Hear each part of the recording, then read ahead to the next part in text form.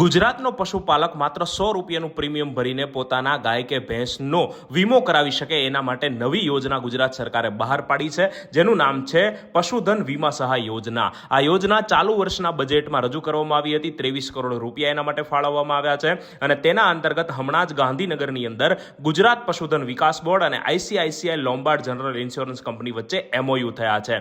હવે આ યોજના જે છે એ આજથી એટલે કે 14 નવેમ્બરથી એના માટેનું રજીસ્ટ્રેશન ચાલુ થયું છે આઈ ખેડૂત પોર્ટલ ઉપર અને તે 1 મહિના સુધી જ રજીસ્ટ્રેશન ચાલુ રહેશે. અને પ્રથમ તબક્કે આ યોજનાની અંતર્ગત 50,000 જેટલા પશુઓ એટલે કે ગાય અને ભેંસનું પ્રીમિયમ કઢાવવાનો તેઓનો ઉદ્દેશ્ય છે અને સૌરાષ્ટ્ર અને કચ્છના ખેડૂતો આનો લાભ લઈ શકશે.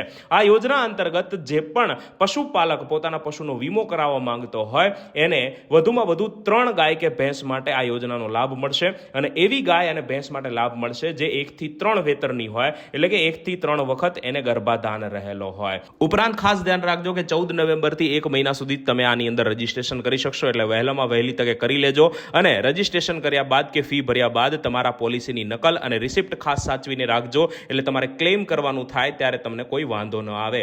પશુપાલન મંત્રીએ પણ આ અંગે ટકોર કરી છે. તો વધુ માહિતી આવી મેળવતા રહેવા માટે મારી ઇન્સ્ટા આઈડી ઓફિસર કરંટને ફોલો કરી લો. જય હિન્દ.